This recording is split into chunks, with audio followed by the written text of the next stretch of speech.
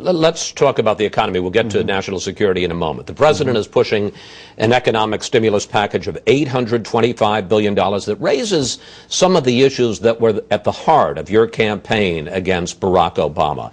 $275 billion in tax breaks, including money for people who don't pay income taxes. $550 billion in spending, including $200 million to re-sod the National Mall, $360 million to fight sexually transmitted disease.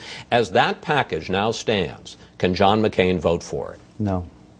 We need to make tax cuts permanent. We need to make a commitment that there'll be no new taxes. We need to cut payroll taxes. We need to cut business taxes. We need to have a commitment that after a couple of quarters of GDP growth that we will embark on a path, as we say, called Graham-Rudman, to reduce spending to get our budget in balance. But we're going to lay an additional $2 trillion, basically, dollars of debt on future generations of Americans. Is there going to be a point where foreign countries such as the Chinese stop buying our debt? Look, we've got to eliminate the unnecessary spending. There's got to be some kind of litmus as to whether it'll really stimulate the economy and whether it will in the short term. Some of the stimulus in this package is excellent. Some of it, frankly, has nothing to do. I mean, those projects and others that you just mentioned. $6 billion for broadband internet access. That will take years. There should be an end point to all of this spending as well, say 2 years. If we need to stimulate the economy in a short period of time, let's enact those provisions. Well, you're talking about a major rewrite of this plan as it now stands. Well, the plan was written by the majority a Democrat majority in the House primarily, and so, yeah, I think there has to be major rewrites if we want to stimulate the economy. There's as the it Japanese stands now, though, example. you vote against it.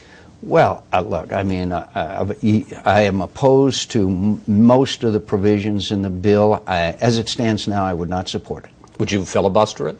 Well, I want us all to sit down and negotiate. The Republicans have not been brought in to the degree that we should be into these negotiations and discussions. So far, as far as I can tell, no Republican proposal has been incorporated. Maybe there has been. I just may have missed it. But clearly, we need to have serious negotiations. We all recognize that the economy is in deep and serious trouble.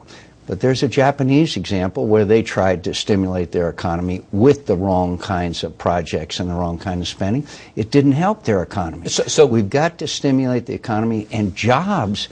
We're losing sight of what the stimulus is all about, and that is job creation. If it doesn't create jobs, then it's just another spending project. So given what you're talking about, which is a major reworking of the bill, is the deadline that the president is talking about, a President's Day weekend, mid-February, is that unrealistic? That's like 3 weeks from now.